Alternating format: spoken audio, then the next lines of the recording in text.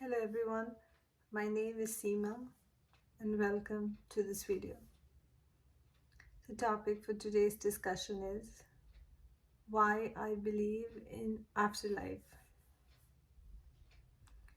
This is more to help people who are grieving, to tell them that there is really no end when someone passes away. They're just transforming into something else, another form of energy, and they're always around you. This is a personal feeling that I've had, and out of experience I say this. If you really love somebody, you are signaling to that soul that you still love them, you still remember them, you would like to meet them, and based on that signal, the souls will catch that signal.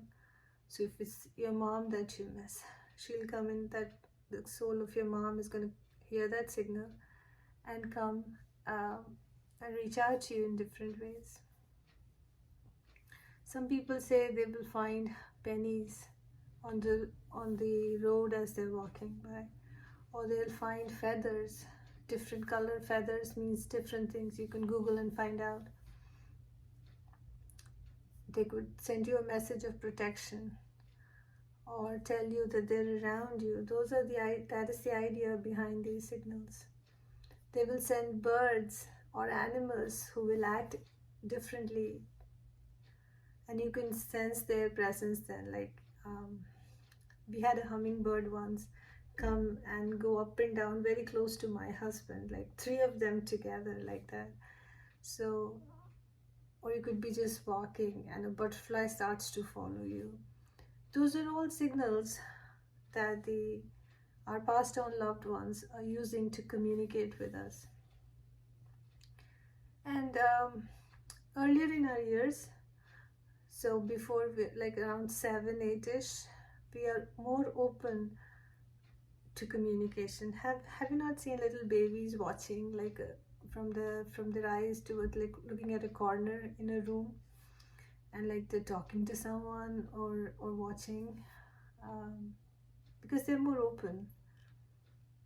So I remember when my dad passed away, I was 7+ years old, and as they were taking his body for the funeral, and my mother was grieving, she was crying loudly. The thing I said to her was, "Mom, I need sweets."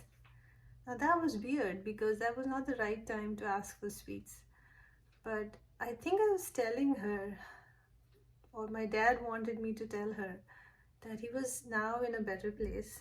He was not suffering, and that she should celebrate that and not grieve. So that was the idea behind the message. And then as the days passed, I would sit looking at the front door of her house and watch him come in.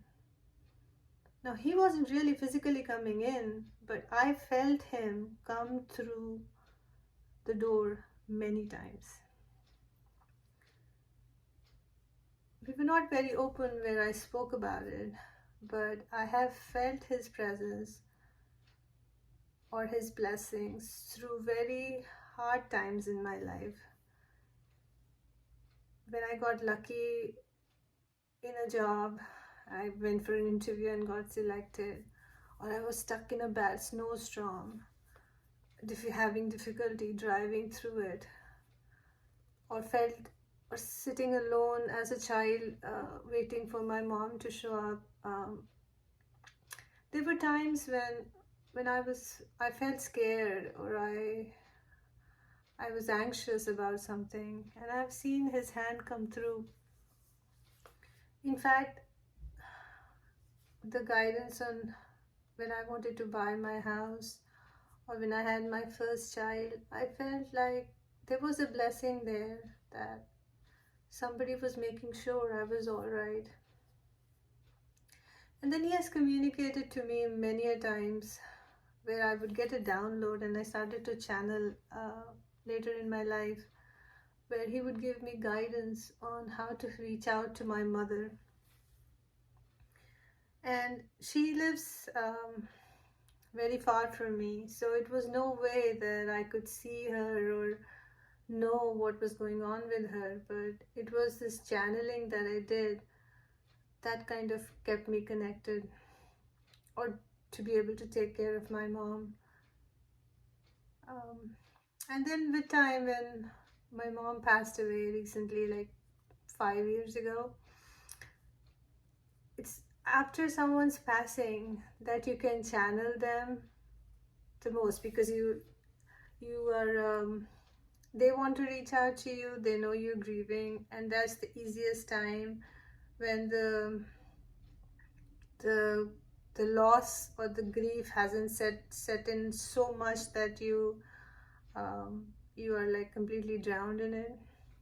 So that's when they leave, even they have to disconnect from you, right? So they have still not done that, and in the process you can channel that energy. And I think I was able to channel through that, and help her with the thing that she was her last thing that she couldn't finish before she left.